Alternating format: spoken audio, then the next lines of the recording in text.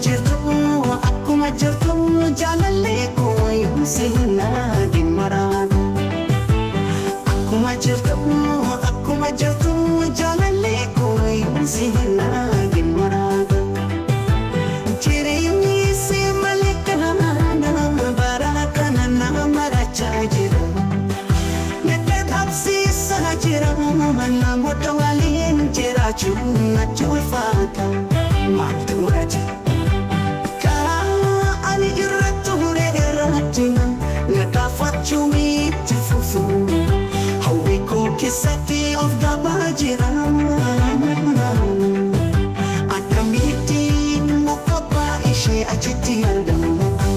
Akkuma jirtu jaalallee koo yoomsi naagin maraatu. Mee ariifannee haa ilaallu. Jireenyi si malee ulfaata.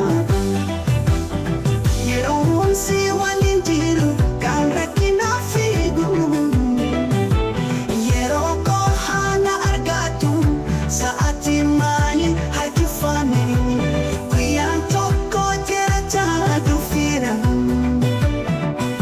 Guyyaa ati na arguu hin dandeenye.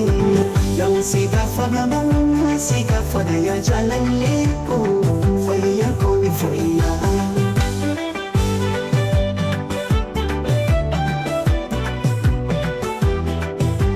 Jireenyi si malee kana bara kana nama marachaa jira. Nagdadhabsiisee namoota waliin jiraachuun natti ulfaata. Akka gowwaa natti dhagahamaa jira. Ofiin dubbachaa jira. Na dhageessa jedhee yaada. Fayyaan koo hammaataa dhufe. Sammuu koo dhaabaa jira. Ganamaa fi halkan kan na yaaddeessu si qofa. Yoomsi naagin maraatu.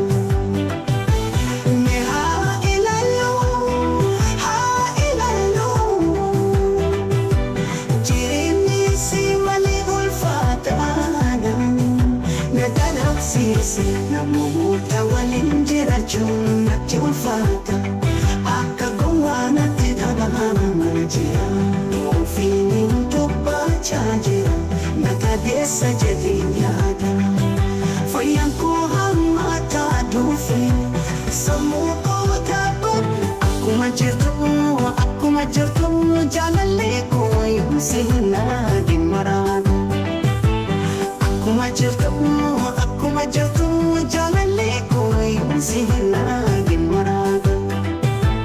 Jireenyi si malee kana bara kana nama marachaa jira.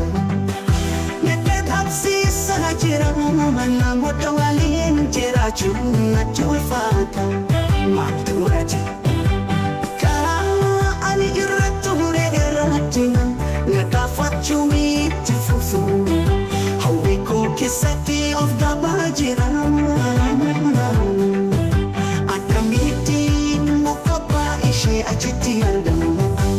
Akkuma jirtu jaalallee koo yoomsi naagin